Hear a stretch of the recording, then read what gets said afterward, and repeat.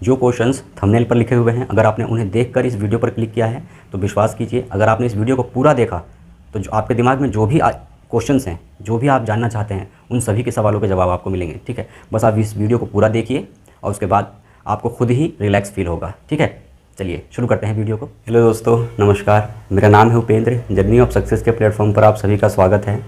आज हम लोग बात करने वाले हैं यूपी के द्वारा की जाने वाले एग्ज़ाम लेखपाल के बारे में। और यूपी का ही है पीईटी।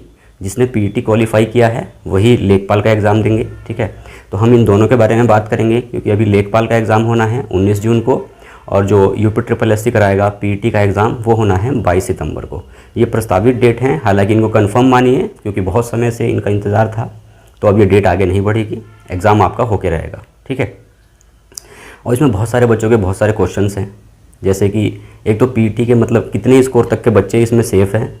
ठीक है, कितने मतलब पीईटी के में जिसके स्कोर रहा है परसेंटाइल में कि वो तैयारी करे। ठीक है, और उसके बाद फिर कि किन किन किताबों का प्रयोग करें। और सबसे जो इसमें एक बहुत ही अहम जो क्वेश्चन है कि ग्राम समाज एवं विकास के लिए कौन सी किताब पढ़ी जाए। ठीक है, और या फिर कैसे पढ़ी जाए उस किताब को। ठीक है, और इसके अलावा कि मॉक टेस्ट लगाना या फिर जो टेस्ट सीरीज़ वगैरह जो मार्केट में आती हैं बुक्स, उनको पढ़ना, ये कितना बेनिफिशियल है, इसको कितना मतलब कैसे पढ़ना चाहिए। ठीक है, तो हम इन सभी पर बात करने वाले हैं। अगर आपके दिमाग में भी इस तरह के कोई भी क्वेश्चन है, ठीक है, तो आप इस वीडियो को अंत तक देखिए। आपके हर एक सवाल का मैं जवाब देने की कोशिश करूँगा और बिल्कुल विस्तार से मैं आपको समझाऊँगा। ठीक है, देखिए, तो सबसे पहले देखते हैं इसमें हिंदी है ना, लेखपाल एग्ज़ाम। देखिए, एक तो ये 100 क्वेश्चन का एग्ज़ाम होगा। ठीक है, इसमें 100 क्वेश्चन आएंगे, 100 नंबर का होगा और 120 मिनट मिलेंगे इसमें आपको इसको सॉल्व करने के लिए। ठीक है, 2 घंटे में आपको 100 सवाल करने होंगे। अब ऐसे देखने में तो लगता है कि 2 घंटे हैं, 100 क्वेश्चन हैं, बहुत है ना, लेकिन यूपी तो थोड़ा बहुत कमाल करता है एग्ज़ाम के टाइम पे। ठीक है, देखिए, सबसे पहले इसमें हिंदी है और हिंदी के बाद बाकी जो सब्जेक्ट हैं, पहले हम सब्जेक्ट के बारे में बात करेंगे, उसके बाद बात करेंगे परसेंटाइल के बारे में, उसके बाद बात करेंगे हम ग्राम समाज एवं विकास के बारे में और फिर बात करेंगे हम मॉक टेस्ट के बारे में। ठीक है, तो हिंदी के लिए देखिए, जिन 2 किताबों का मैं प्रयोग कर रहा हूँ, एक तो है उनमें लूसेंट और दूसरी है आदित्य पब्लिकेशन। ठीक है, इसके अलावा और भी किताबें हैं जैसे हरदेव बहरी है और मानक हिंदी है, तो सभी किताबें महत्वपूर्ण हैं। इसके अलावा और भी किताबें आती होंगी, लेकिन बहरहाल इस एग्ज़ाम को क्रैक करने के लिए, कम समय में बेहतर तैयारी करने के लिए आप इन 2 किताबों का प्रयोग कर सकते हैं। आदित्य पब्लिकेशन इसलिए ज़रूरी है क्योंकि उसके अंदर प्रीवियस ईयर के लगभग सभी क्वेश्चन होते हैं और हर लेवल के होते हैं। ठीक है, लेखपाल के नहीं, जूनियर असिस्टेंट में जो आते हैं वो भी, वीडियो में जो आते हैं वो भी, और जो मतलब अच्छे एग्जाम में जो आते हैं, ठीक है, यूपी वाला, तो वो भी सब उसमें क्वेश्चंस होते हैं। तो मतलब कुल मिला के बहुत बढ़िया क्वेश्चन किताब है वो, आप उसका प्रयोग कर सकते हैं। ठीक है, और इसके अलावा जब मतलब आदित्य पब्लिकेशन आप बाद में कीजिए, पहले कीजिए आप लूसेंट को। और लूसेंट कम से कम अभी चूँकि 50 से 55 दिन हैं, तो आप आराम से उसको 1 से 2 मतलब 2 बार तो आप आराम से कर सकते हैं। ठीक है, और आप अच्छी मेहनत करते हैं, लगभग आप 5-6 घंटे 7 घंटे डेली पढ़ते हैं। ठीक है, तो आप तो 3 बार भी कर सकते हैं उसको। इतनी हार्ड नहीं है, इतनी भारी नहीं है और इतना मतलब लेंथी सिलेबस नहीं है इसका। ठीक है, तो पहले आप आराम से लूसेंट को कीजिए। लूसेंट के बाद में आप आदित्य पब्लिकेशंस में जो प्रीवियस ईयर के क्वेश्चन हैं आप उनको कीजिए। प्रीवियस ईयर के क्वेश्चंस का ग्रुप डी और ग्रुप सी के एग्ज़ाम में बहुत बड़ा रोल होता है। ठीक है, ये समझ लीजिए कि अगर मतलब 50 से 60 क्वेश्चन मतलब परसेंटेज में भी देखा जाए, है ना, क्योंकि 100 क्वेश्चंस का है पूरा, तो कम से कम 50 से 60 क्वेश्चंस या 50 से 60% प्रीवियस ईयर ही आता है। ठीक है, ये मैं ग्रुप सी और ग्रुप डी की बता रहा हूँ। ठीक, बड़े एग्ज़ाम की बात नहीं करते हैं हम। तो आपको हिंदी में क्या पढ़ना है, एक तो आपको पढ़ना है लूसेंट और दूसरा पढ़ना है आदित्य पब्लिकेशंस। बाकी आपकी इच्छा है, आप इसके अलावा कोई अन्य किताब भी पढ़ सकते हैं जो आपके पास अवेलेबल है, आप उससे काम चलाइए। ठीक है, वैसे देखिए, नौकरी लेने के लिए ना काम नहीं चलाया जाता। अगर आपको जॉब लेनी है, गवर्नमेंट जॉब लेनी है, तो देखिए आपको किताबें भी ख़रीदनी पड़ेंगी क्योंकि यही आपका मटेरियल है, यही आपका हथियार है, तो ये आपके पास होना चाहिए। ठीक है, और मेहनत तो समझिए कि जितनी मेहनत भी आप कर सकते हैं ना वो कम है। मेहनत तो आप बेइंतहा कीजिए, 1-2 घंटा पढ़ के नहीं होने वाला, मतलब ये बिल्कुल कटु सत्य है कि नहीं होने वाला। कम से कम आपको 5 से 6 घंटे 7 घंटे पढ़ना पड़ेगा। ठीक है, तो इसमें 2 किताबें मैंने आपको सजेस्ट की है। एक तो किया है मैंने आपको लूसेंट और दूसरी है आदित्य पब्लिकेशन। ठीक है, उसके बाद में देखते हैं हम मैथ को। देखिए, लेखपाल की परीक्षा में जो मैथ के जो क्वेश्चंस आएंगे वो सभी क्वेश्चंस किसी एक ही किताब में आपको मिलने मुश्किल है। ठीक है, देखिए, चूँकि मेरे पास तो 4 किताबें हैं मैथ्स की, है ना। एक तो राकेश यादव सर की है, एक एसएससी की है किरण वाली। ठीक है, इसके अलावा एक आर.एस. अग्रवाल है, एक एस.डी. यादव है।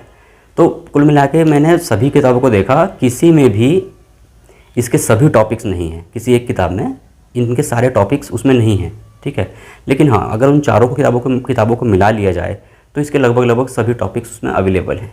ठीक, तो अब आप हो सकता है कि सभी के पास ये 4 किताबें ना हो।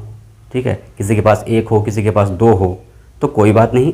आप देखिए, ऐसे मार्केट में बहुत सारी किताबें अवेलेबल हैं। ठीक है, अभी शायद जो एग्ज़ामपुर है उसने अपनी किताब लॉन्च की है। इसके अलावा जो टारगेट विद आलोक उनकी ऐसी किताबें हैं, और बहुत सारे ऐसे मतलब शिक्षण संस्थान हैं जिन्होंने अपनी अपनी किताबें लॉन्च की है जो लेखपाल से रिलेटेड हैं, जो सिर्फ मैथ की हैं। ठीक है, उसमें वो सारे टॉपिक्स उन्होंने दिए हुए हैं, तो आप वो परचेज़ कर सकते हैं। वो बढ़िया है आपके लिए कि सारा मटेरियल आपको एक ही जगह पे मिल जाएगा।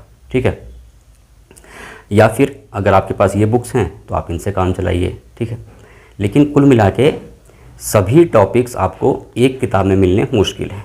ठीक है, तो इसीलिए आपको अलग अलग किताब भी पढ़नी पड़ सकती है, या बेहतर होगा कि आप कोई एक इनमें से किताब परचेज़ कर लीजिए, जो भी आपके नियर बाई जो ये किताब मिल जाए, जिसमें लेखपाल के सभी टॉपिक्स अवेलेबल हों। देखिए, इसकी कट ऑफ वगैरह काफ़ी अच्छी जाती है, इसीलिए मैं आपको ये सब कुछ सजेस्ट कर रहा हूँ कि सभी टॉपिक्स पढ़ने हैं। आप इसमें किसी भी चीज़ को इग्नोर नहीं कर सकते। ठीक है, क्योंकि यहाँ पे लड़ाई 1 नंबर से 2 नंबर से हो जाती है, मतलब 1-2 नंबर ही बहुत होता है ना, 0.5 या उससे भी कम से हो जाती है कई बार लड़ाई। ठीक है, और जो उत्तर प्रदेश के जो बच्चे होते हैं, जो यूपी SSS की जो तैयारी करते हैं, ये समझिए कि हिंदी में कई बार उनके 25 में से 25 मार्क्स भी आते हैं। ठीक है, तो हिंदी तो आपको बहुत ही बढ़िया से तैयार करना है। और देखिए, एग्ज़ाम 19 जून को है। ठीक है, तो आप कोशिश कीजिए कि 19 मई तक आपकी हिंदी कंप्लीट हो जाए। जो बचेगा 1 महीना, उसमें बाकी ये 3 सब्जेक्ट हैं, और उसके अलावा आपको प्रैक्टिस अभी से ही करनी है, आज से ही करनी है आपको प्रैक्टिस। ठीक है, तो मैथ्स के लिए आप या तो अलग अलग किताबों से टॉपिक्स इकट्ठा कर सकते हैं, या फिर कोई पर्टिकुलर कोई बुक परचेज़ कर सकते हैं जिसमें आपके ये सभी टॉपिक्स अवेलेबल हों। ठीक है, और उसके बाद है सामान्य ज्ञान। तो देखिए, कहने के लिए है सामान्य ज्ञान, लेकिन ये लेखपाल का एग्ज़ाम है। ठीक है, इसमें सिर्फ लूसेंट पढ़ने से आपका काम नहीं होगा। ठीक है, मतलब देखिए, मतलब माइंड मत करो यार, बुरा मत मानना, लेकिन ये सत्य है भाई। क्योंकि लेखपाल का एग्ज़ाम, मतलब अगर आप सही से इसको सोचो ना, तो ये लगभग ऐसा लगता है जैसे कि यूपीएससी का एग्ज़ाम दे रहे हों। इतना कंपटीशन होता है इसके अंदर। एक तो भरमार बच्चा होता है, पूरा ऑल इंडिया से बच्चे आते हैं इसके अंदर, है ना। सभी बच्चे इसको अलाउ है, जिसने पैट का एग्ज़ाम जिसने क्वालिफाई किया होगा या परसेंटाइल जिसके बढ़िया होंगे, वो इस एग्ज़ाम को देगा। ठीक है, तो इसमें कंपटीशन कुछ अच्छा खासा रहता है। तो अगर आपने लूसेंट पढ़ा है, ठीक है, और आप लूसेंट ही पढ़ते हैं, ठीक है, जनरली क्या है, यूपी में लूसेंट पे ज़्यादा ध्यान दिया जाता है। ठीक, तो अगर आपने लूसेंट पढ़ा है तो आप एक काम कीजिए, एक तो घटना चक्र की किताब आती है यूपी SSS का प्रीवियस ईयर, और इसके अलावा एक यूथ पब्लिकेशंस की बुक आती है। ठीक है, वो भी यूपी SSS प्रीवियस ईयर के, उसमें सभी क्वेश्चंस जीके के अवेलेबल होते हैं। ठीक, तो आप इन दोनों में से कोई एक किताब खरीद लीजिए, वो बहुत है। अगर आपने उसी एक किताब को कम से कम 2 से 3 बार या 4 बार अगर निकाल लिया एग्ज़ाम से पहले, उसके क्वेश्चंस कर लिए, तो आपका भला हो जाएगा। ठीक है, और अगर आप अच्छे से तैयारी करते हैं, जैसे कि अगर आप परीक्षा वाणी पढ़ते हैं, महेश वर्णवाल पढ़ते हैं, या कोई अन्य प्रकाशन की किताबें पढ़ते हैं, पर्टिकुलर किताबें पढ़ते हैं अगर आप, तो फिर तो कोई टेंशन वाली बात नहीं है आपको। ठीक है, लेकिन प्रीवियस ईयर आपको निकालना पड़ेगा। देखिए, ये बिल्कुल दिमाग से निकाल दीजिए। आप मॉक टेस्ट सीरीज, आप इसके चक्कर में पड़ जाते हैं। भाई, मॉक टेस्ट और टेस्ट सीरीज से कहीं ज़्यादा बेनिफिशियल होता है प्रीवियस ईयर निकालना। आप एक बार निकाल के देखो प्रीवियस ईयर किसी भी एग्ज़ाम से पहले, और फिर देखो आपको कितना फ़ायदा मिलता है।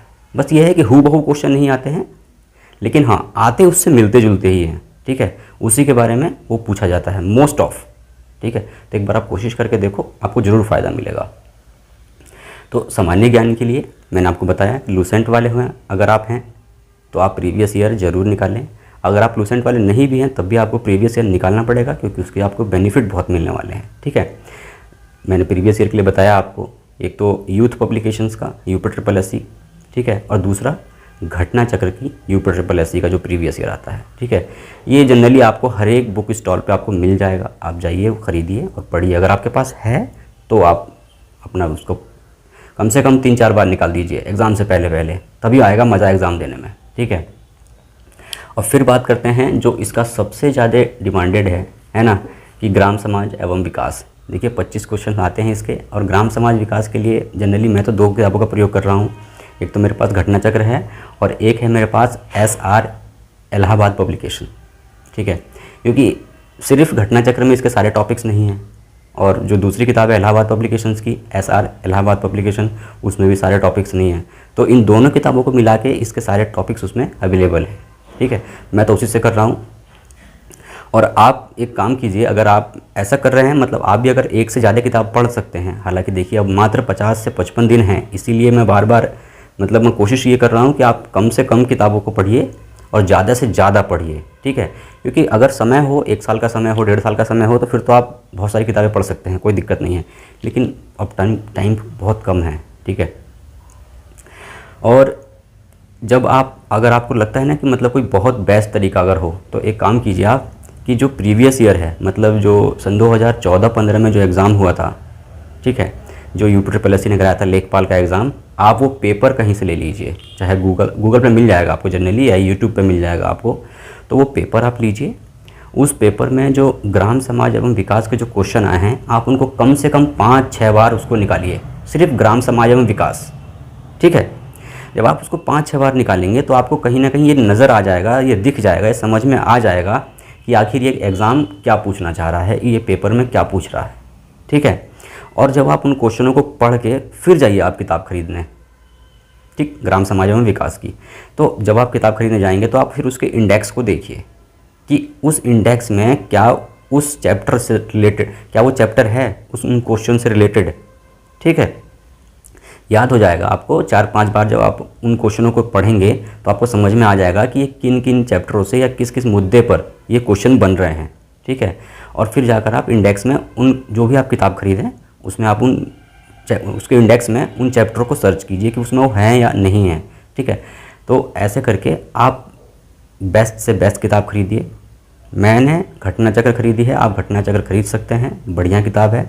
इसके अलावा ऐसे मतलब बहुत सारे शिक्षण संस्थान हैं, उन्होंने भी अपनी किताबें लॉन्च की है, जैसे कि एक तो है टारगेट विद द लोग, उन्होंने भी अपनी किताब मार्केट में उतारी है, ठीक है, आप वो भी ले सकते हैं। लेकिन कुल मिला के ये है कि वो जो टॉपिक जो एग्ज़ाम में पूछा जा रहा है वो उस किताब में है या नहीं है, ठीक है, ये आप ज़रूर सर्च कर लीजिए, ठीक है, उस किताब के इंडेक्स में ये ज़रूर देख लीजिए।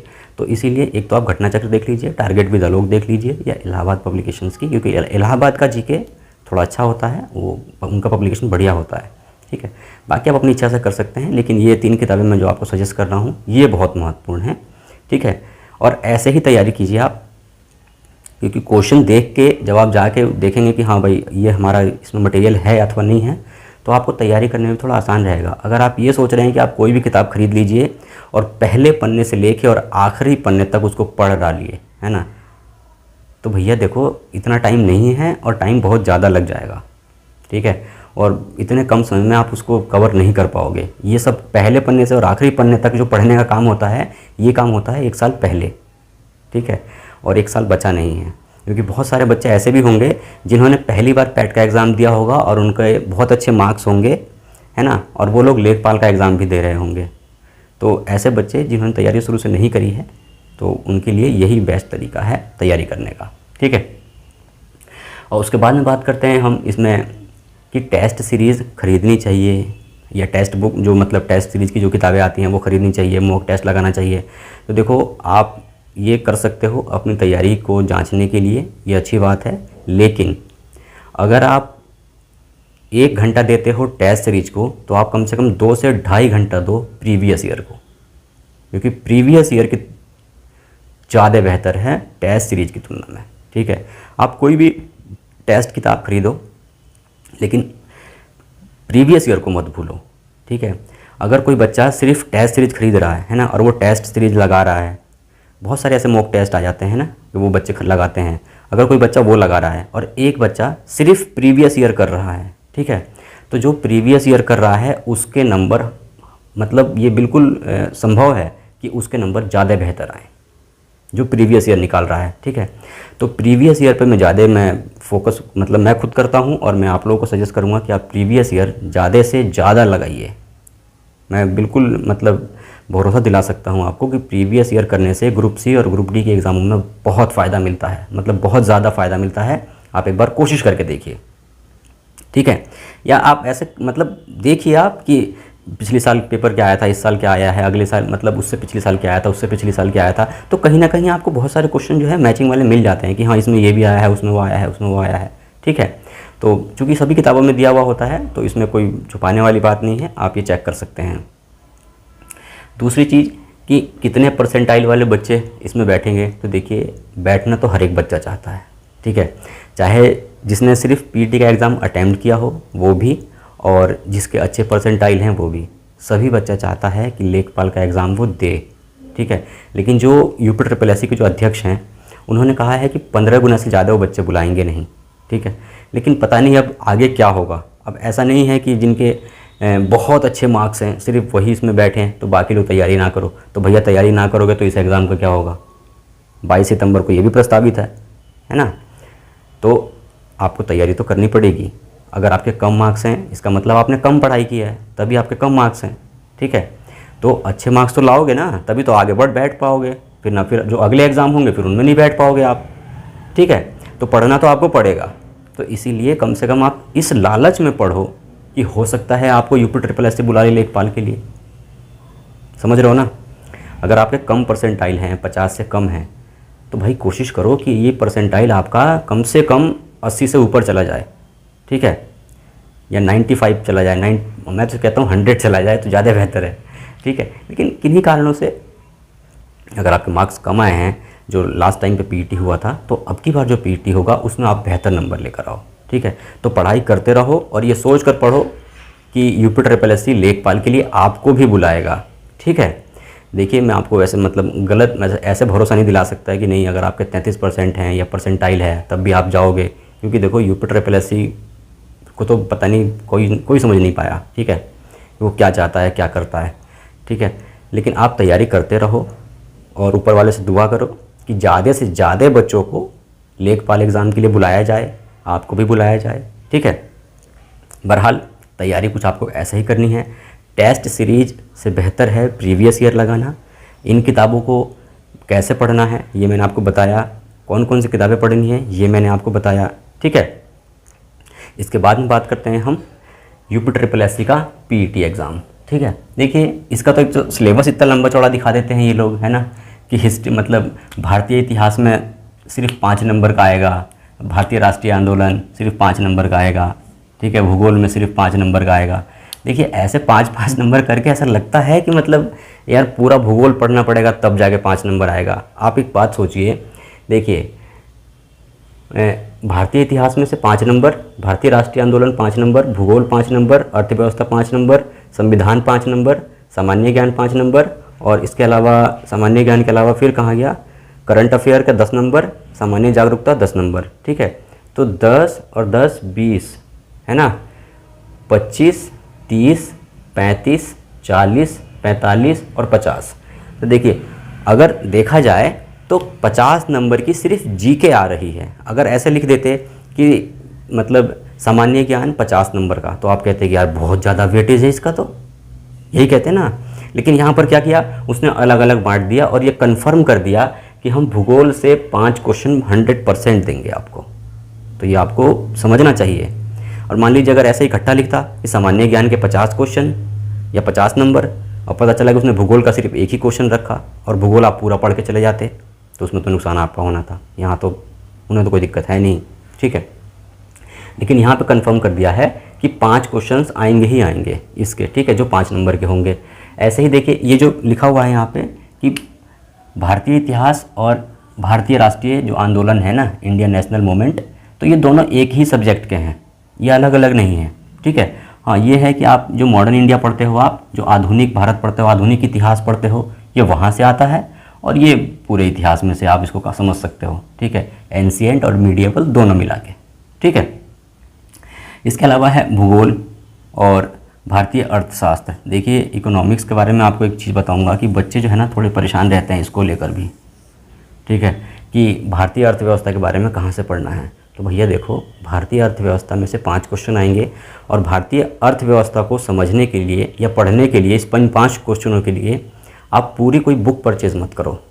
ये सबसे मतलब सही है, क्योंकि आप पूरी 5 नंबर के लिए आप पूरी बुक परचेज़ करते हो। और इसकी जो बुक आती है ना, अगर आप महेश बड़वाल की अगर किताब देखो, या जो परीक्षा वाणी की जो किताब आती है सिर्फ इसी की, है ना, तो वो अच्छी खासी मतलब आती है, लगभग 300-250, हाँ 300-350 पन्नों की आती है किताब वो। ठीक है, तो इसमें देखो क्या क्या पढ़ना होता है। जो ये अर्थव्यवस्था है, इसमें तो एक आप पढ़ना होता है भारतीय राष्ट्रीय बैंक, है ना, इनका राष्ट्रीयकरण कब हुआ, इसके बारे में पढ़ना होता है।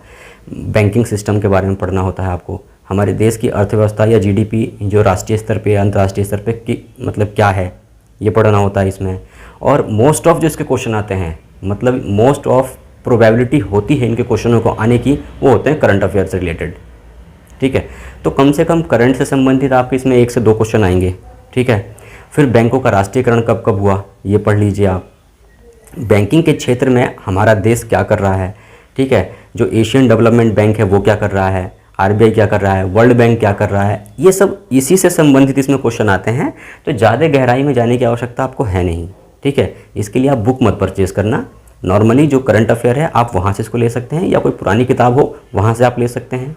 यूट्यूब पे आपको बहुत सारे ऐसे लेक्चर मिल जाएंगे, आप वहाँ से देख सकते हैं। ठीक है, तो इसके लिए आप इतना परेशान मत होना। और फिर है इसमें भारतीय संविधान। ठीक है, तो भारतीय संविधान ये नॉर्मल सा जो सभी पढ़ते हैं, और ये है पब्लिक एडमिनिस्ट्रेशन। ठीक है, लोक प्रशासन। इसके भी क्वेश्चन आते हैं, 1 या 2 क्वेश्चन आता है इसका, बाकी पूरा होता है भारतीय संविधान से। सामान्य ज्ञान, अब देखिए इस 5 नंबर के लिए आपको 3 किताबें पढ़नी पड़ेंगी, यानी 3 सब्जेक्ट पढ़ने पड़ेंगे, फिजिक्स, केमिस्ट्री और बायोलॉजी। ठीक है, और तब जाके आपके नंबर आते हैं 5। फिर है प्रारंभिक गणित, सामान्य हिंदी, तर्क शक्ति, करंट अफेयर, सामान्य जागरूकता, अपठित गद्यांश, ग्राफ और सामान्य अंग्रेजी। देखिए जो आपको जानना चाहिए, देखिए एक तो है ग्राफ की व्याख्या और एक है तालिका की व्याख्या। तो इसके 4 क्वेश्चन आते हैं, 2 क्वेश्चन होते हैं ग्राफ के, 2 होते हैं तालिका के। ठीक है, 4 क्वेश्चन आते हैं, 5-5 नंबर के आते हैं, तभी यहाँ पे मैंने 20 नंबर लिखा हुआ है। ठीक है, इसकी प्रैक्टिस आप आज से करना शुरू कर दीजिए। जो ग्राफ है, तालिका है, अगर आप देखिए, अगर आप होशियार हैं, बहुत होशियार हैं, बहुत अच्छी बात है भैया, बढ़िया है। लेकिन अगर आप इसकी तैयारी नहीं करते हैं तो फिर आगे जाके दिक्कत आती है। अगर आप बहुत होशियार नहीं भी हैं तो कोई दिक्कत नहीं भाई, अभी से तैयारी करनी शुरू कर दो। ठीक है, इसके रोज़ कम से कम 2 से 4 क्वेश्चन लगाने शुरू करो ग्राफ और तालिका के। इसकी प्रैक्टिस बहुत बढ़िया होना चाहिए, क्योंकि अगर आप लास्ट ईयर का जो पेपर उठा के देखोगे तो आपको समझ में आ जाएगा कि मैं ऐसा क्यों कह रहा हूँ कि इसकी प्रैक्टिस आज से करो। और दूसरी चीज़, बच्चे जो ओवर कॉन्फिडेंस में है ना, जो बहुत ज़्यादा लाडले होते हैं ना पढ़ाई और लिखाई के, जो बहुत ज़्यादा ओवर कॉन्फिडेंस में होते हैं, और ये अपठित हिंदी गद्यांश, यार ये गुरुजी इसमें तो क्या करना है, पढ़ना है तो हो जाएगा, है ना भैया। जो इसका सारांश वगैरह कई बार पूछ लेता है, ठीक है, सारांश बच्चों से नहीं निकलता है। दूसरा कि पूरा जो अपठित गद्यांश है ये किस सब्जेक्ट पे या किस मुद्दे पर आधारित है, बच्चे वो नहीं छांट पाते हैं। ठीक है, और ये सब कुछ तभी पॉसिबल हो पाता है जब आप मतलब खूब प्रैक्टिस करो, लगातार प्रैक्टिस करो। मतलब शायद कोई ऐसा दिन जाए जिस दिन आप अपठित गद्यांश ना लगाओ, ग्राफ या तालिका का क्वेश्चन ना करो। ठीक है, तो यही तो मज़ा होता है पढ़ाई करने का यार। अब ये थोड़ी कि आज पढ़ लिए उसके बाद फिर 4 दिन की ऐश हो गई फिर पढ़ लिए, तो यार ये तो धोखा दे रहे हो खुद को। ठीक है, तो आप जो है अपठित गद्यांश की प्रैक्टिस करते रहो, क्योंकि देखो ये बिल्कुल फ्री के नंबर होते हैं, इसमें ज़्यादा माथापच्ची करने की आवश्यकता होती नहीं है। ठीक है, आराम से आप दो मतलब अपठित गद्यांश आएंगे, उनको करना रहेगा और आपको 10 नंबर मिलने हैं इसमें। इसके बाद है सामान्य जागरूकता करंट अफेयर, देखो करंट अफेयर में मतलब इंडिया और वर्ल्ड दोनों के बारे में पूछा जाता है। सामान्य जागरूकता में आपसे पूछा जाएगा कि जैसे कि किसी जैसे नेपाल की राजधानी, नेपाल की करेंसी, पाकिस्तान की, बांग्लादेश, म्यांमार, ठीक है, आसपास के देशों जो हमारे पड़ोसी देश हैं खासकर इनके बारे में, ठीक है। और कुछ मतलब ज़्यादा महत्वपूर्ण मतलब ज़्यादा हार्ड नहीं पूछा जाता है, ठीक है। ऐसा पूछा जाता है कि आप बता सकते हो आसानी से, ठीक है। अब एक चीज़ देखो कि अर्थव्यवस्था से 5 क्वेश्चन, भूगोल से 5 क्वेश्चन, है ना, सामान्य हिंदी से 5 क्वेश्चन, गणित से 5 क्वेश्चन, तो यार 5-5 क्वेश्चन आने हैं तो मतलब कहाँ से देंगे? क्या पूरी किताब में से सबसे भारी दे देंगे आपको? और प्रारंभिक है, 10वीं बेस पे होना है ये एग्ज़ाम, ठीक है। लास्ट टाइम पे यही हुआ था ना कि जो 10th पास है वो सभी ने इस एग्ज़ाम को भरा था, तो यार 10th बेस पे कितना भारी दे देंगे आपको? तो ज़्यादा घबराने की, ज़्यादा मतलब हल्ला करने की आवश्यकता नहीं है, ठीक है। और मैं ये इसके लिए बोलूँगा, लेखपाल के लिए भी, क्योंकि कई बार अभी तो ऐसा हुआ था कि लेखपाल की जैसी डेट घोषित हुई बच्चे पगला गए कि अरे भैया लेखपाल की एग्ज़ाम की डेट आ गई है, क्या पढ़ना है, कैसे पढ़ना, ये करना वो करना। अरे यार, एक तो तुम वैसे ही इतने होशियार हो, ऊपर से तुम इतना मतलब अपने आप को डिप्रेशन में डाल दे रहे हो, दिमाग में इतनी ज़्यादा उत्सुकता पैदा कर दे रहे हो कि दिमाग तुम्हारा वैसे ही काम करना बंद कर देगा, ठीक है। तो बिल्कुल शांत दिमाग से रणनीति बनाओ और उस रणनीति को फॉलो करो, ठीक है। क्योंकि आपके इस एक एग्ज़ाम की क्लियर करने से आपकी पूरी ज़िंदगी बढ़िया हो जाएगी, और सिर्फ आपकी नहीं, आपके होने वाले चुन्नू मुन्नू पुन्नू की भी बढ़िया हो जाएगी ज़िंदगी, ठीक है। तो भैया इतनी आसानी से कुछ चीज़ें पॉसिबल नहीं होती हैं, और भगवान करे हो जाएं, ठीक है।